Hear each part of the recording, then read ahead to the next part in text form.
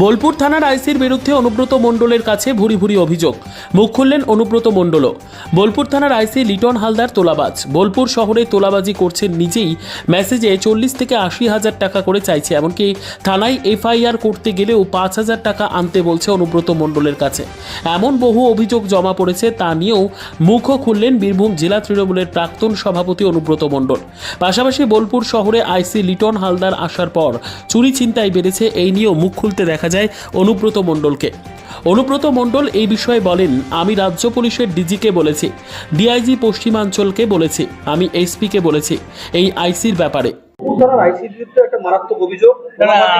আমি বলি যে নাগরিক কমিটি দিয়েছে, সে আপনারা জানেন ব্যবসা ইউনিয়ন দ্বারা ছিল। ও যাকে তাকে মেসেজ করে টাকা চাইছে 70,000 80,000। এফআইআর করতে গেলে বলছে 5,000 টাকা নিয়ে এসো। এটা আমি অলরেডি এসপিকে জানিয়েছি।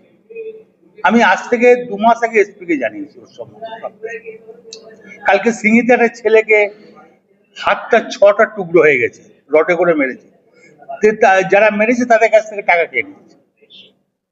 এখন তো অভিযুক্তরা কেউ গ্রেপ্তার হয়নি। হ্যাঁ, 2টো ফালতু লোক অ্যারেস্ট হয়েছে, যে অরিজিনাল স্বপন তাকে এখন অ্যারেস্ট করা হয়নি। স্বপন এবং সঞ্জীব মুখার্জি, স্বপন এরা এখন অ্যারেস্ট হয়নি। এবং সাংঘাতিকভাবে মারধর করা হ্যাঁ, হয়েছে। আপনারা দেখিয়েছেন, টিভিতে দেখিয়েছেন। এই অরাজকতা বোলপুর শহরে চলছে। কিন্তু বোলপুর তো একটা হেরিটেজ শহর। কি করবো তা? যদি এই ধরনের আইসি আছে, আমি এসপি কে বলেছি, আমি অ্যাডিশনাল এসপি কে বলেছি, ডিআইজি কে বলেছি, সামথিং কে বলেছি, এই আইসি রেজিস্টার সামথিং কে বলেছি। মুখ্যমন্ত্রী জানাবেন? আমি তো অলরেডি সবাইকে জানিয়েছি, এই আইসি রেজিস্টার সবাইকে জানিয়েছি।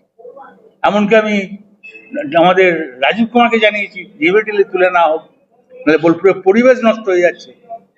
তারপরে রাত্রি 12টার সময় ও যেসব জায়গাতে আড্ডা করে, সেগুলো শুনলে অবাক হয়ে যাবে।